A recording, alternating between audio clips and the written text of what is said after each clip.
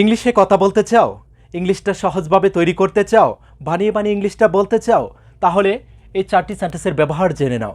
এই 4টি বাক্য যদি আমাদের জানা থাকে, আমাদের পক্ষে শত শত বাংলা কথা আজকে থেকেই ইংলিশে বলা সম্ভব হবে, সবাই পারবো। তার জন্য অবশ্যই আমাদের জানতে হবে এই 4টি বাক্যের সঠিক ব্যবহার।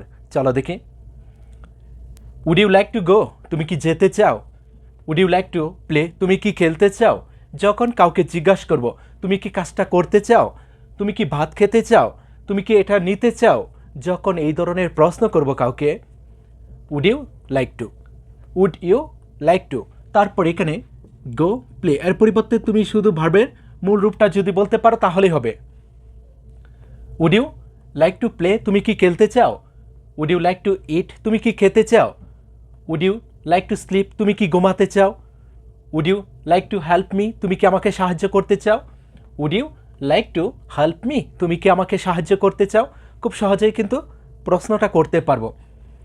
পরের বাক্যটি দেখি, একই। Do you want to eat, তুমি কি খেতে চাও? Do you want to read, তুমি কি পড়তে চাও? Do you want to go, তুমি কি যেতে চাও? Do you want to play, তুমি কি খেলতে চাও? ডু ইউ ওয়ান্ট টু এরপরে শুধু ভার্বের প্রেজেন্ট রূপটা বলবো, তাহলে হয়ে যাবে। যখন কাউকে একটু পোলাইটলি জিজ্ঞাসা করবো, একটু ভদ্রতার সাথে, সেই ক্ষেত্রে would you like to use করব। ওকে, খুব সহজ কিন্তু দুটি উপায়ে কিন্তু জিজ্ঞাসা করতে পারবো যে তুমি কি কাজটা করতে চাও, তুমি কি যেতে চাও, তুমি কি ঘুমাতে চাও, তুমি কি পড়তে চাও। উড ইউ লাইক টু অথবা do you want to, would you like to অথবা ডু ইউ ওয়ান্ট টু, তারপর শুধু গো প্লে ইট রিড এর পরিবর্তে তুমি যে কোনো ভার্বের প্রেজেন্ট রূপটা ইউজ করো তাহলেই হবে। এখানে সাবজেক্ট অনুযায়ী হতে পারে ডু অথবা ডাজ, এই বিষয়টা মনে রাখতে হবে। আর উড সকল সাবজেক্টের আগেই হবে কি উড। পরের সেন্টেন্সটি দেখি। আর ইউ সিক, তুমি কি অসুস্থ? আর ইউ হ্যাপি, তুমি কি সুখী? আর ইউ অনেস্ট, তুমি কি সৎ? যখন কাউকে জিজ্ঞাসা করবো সেক্ষেত্রে এভাবে বলবো, আর ইউ, তারপর এখানে সিক, হ্যাপি, অনেস্ট এর পরিবর্তে তুমি যে কোনো একটি নাউন অথবা অ্যাডজেক্টিভ বলতে পারো। আর ইউ এ টিচার, তুমি কি একজন শিক্ষক?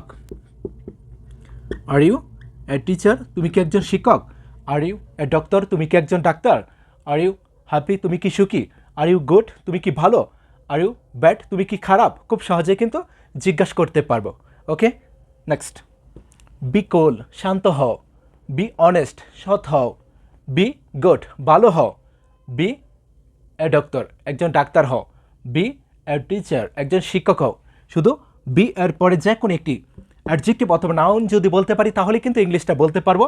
বি হ্যাপি, সুখী হও। বি অনেস্ট, সৎ হও।